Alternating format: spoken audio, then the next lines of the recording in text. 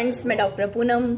यदि आप परेशान हैं शुगर की समस्या से, डायबिटीज मेलाइटिस से या मधुमेह की समस्या से, तो यह वीडियो निस्संदेह आपके लिए है। तो आइए हम जानें शुगर क्यों हो जाता है, कैसे हो जाता है, क्या यह जन्म से होता है और क्या वो फैक्टर्स हैं जो इसके लिए रिस्पॉन्सिबल हैं।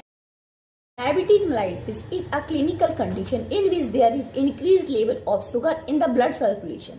अर्थात रक्त में अचानक से ग्लूकोज की मात्रा नॉर्मल लेवल से बढ़ जाना, जिसको हम हाइपरग्लाइसीमिया अर्थात ब्लड में शर्करा की मात्रा अधिक हो जाना अर्थात डायबिटीज मेलाइटिस या मधुमेह कहते हैं। वास्तव में हमारे शरीर में ब्लड ग्लूकोज अर्थात शर्करा की मात्रा को कंट्रोल करने के लिए एक हार्मोन पाया जाता है जिसे कि इंसुलिन कहते हैं, जो कि पैंक्रियास की बीटा सेल से सीक्रेट होता है। जैसे ही हमारे शरीर में इंसुलिन की मात्रा बढ़ती है तो शुगर का लेवल डाउन होने लगता है, और किसी कारणवश यदि हमारे शरीर में इंसुलिन की मात्रा डाउन होती है अर्थात इंसुलिन का लेवल कम होता है तो हमारे ब्लड में शर्करा अर्थात शुगर की मात्रा का अधिक होना स्वाभाविक है। अब यदि हम बात करते हैं डायबिटीज मेलाइटिस की, तो diabetes mellitus is caused by improper production, improper secretion of the insulin. यदि इंसुलिन का प्रॉपर प्रोडक्शन या सिक्रीशन ही नहीं होगा तो हमारी बॉडी में शर्करा की मात्रा बढ़ जाएगी। Second one is diabetes insipidus, where the insulin is properly produced. जहां पे इंसुलिन तो बन रहा है और सही मात्रा में बन रहा है, but kidney are not filtered glucose, where the renal function और kidney function is responsible for the diabetes, so that glucose level in the blood increases. अर्थात अगर किडनी सही मात्रा में शुगर का फिल्ट्रेशन नहीं करेगी तो भी हमारी बॉडी में ब्लड में ग्लूकोज की मात्रा बढ़ने लगेगी, जिसे हम डायबिटीज इंसिपिडस कहेंगे। आइए अब हम जानें डायबिटीज मेलाइटिस के बारे में। डायबिटीज मेलाइटिस को भी पुनः दो भागों में बांटा गया है, टाइप 1 डायबिटीज मेलाइटिस और type 2 diabetes mellitus. Type 1 diabetes mellitus में pancreatic cells does not produce insulin in proper amount. अर्थात यहाँ पे सेल में डिफेक्ट है, इंसुलिन में डिफेक्ट नहीं है। सेल में डिफेक्ट होने के कारण वो इंसुलिन का प्रॉपरली सिक्रीशन प्रोडक्शन नहीं कर पा रही है, जिसके कारण ब्लड शुगर लेवल इंक्रीज हो जाता है। अब हम बात करें यदि इंसिडेंस की, तो type 1 diabetes mellitus mostly children और यंग पीपल्स में देखी जाती है। यदि हम बात करते हैं इंसिडेंस की, तो type 1 diabetes mellitus most commonly seen in children and young people, क्योंकि यह जेनेटिकली होती है और एक पीढ़ी से दूसरी पीढ़ी में स्थानांतरित होती है। यदि हम बात करें सिम्टम्स की, तो diabetes is characterised bye 3P अर्थात 3P इसके लिए रिस्पॉन्सिबल है, जो सिम्टम्स के रूप में हम डिफाइन कर सकते हैं। That is the polyuria, polydipsia और पॉलीफेजिया।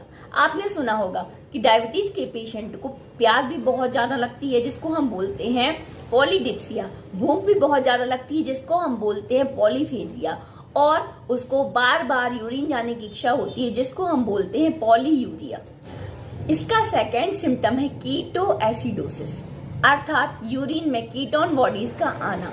ये क्यों होता है? जैसे ही इंसुलिन का प्रॉपर प्रोडक्शन या सिक्रीशन नहीं होता है, हमारा ब्लड ग्लूकोज लेवल इंक्रीज होने लगता है। जब ब्लड ग्लूकोज लेवल इंक्रीज अर्थात बढ़ जाता है तो किडनी पर रिस्पॉन्सिबिलिटी आ जाती है अधिक मात्रा में यूरिनेशन की। तो अधिक से अधिक मात्रा में जितना ही ग्लूकोज बढ़ता है उतना ही ग्लूकोज किडनी के थ्रू फिल्टर्ड होकर यूरिन के माध्यम से बाहर जाता है।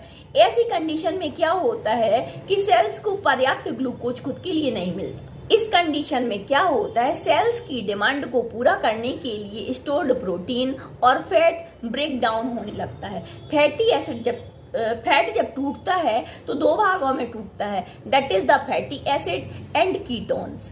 तो इसीलिए कीटोन बॉडी का सिक्रीशन, जिसके कारण भी बहुत सारी समस्याएं और ब्लड यूरिया, कीटोन बॉडीज आदि समस्याएं देखने को मिलती हैं।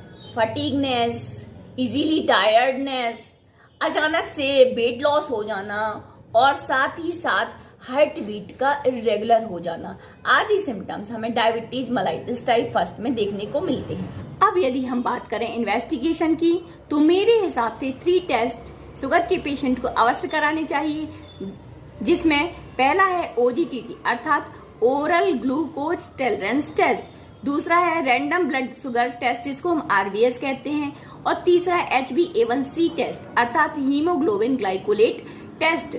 ये तीनों ही टेस्ट बहुत इंपॉर्टेंट टेस्ट है। अब यदि हम बात करें होम्योपैथिक ट्रीटमेंट की, क्या शुगर अर्थात डायबिटीज होम्योपैथिक मेडिसिन के द्वारा ठीक किया जा सकता है? तो दोस्तों 100% होम्योपैथी में डायबिटीज या शुगर का ट्रीटमेंट है जो अचानक से बढ़ी हुई ब्लड ग्लूकोज लेवल को कम कर सकता है, और यदि आप कंटिन्यू इसका ट्रीटमेंट 6 मंथ तक लेते हैं तो आपको शुगर की समस्या से हमेशा के लिए छुटकारा मिल सकता है। होम्योपैथिक मेडिसिन को जानने के लिए आप सभी को मेरे नेक्स्ट वीडियो का इंतजार करना होगा।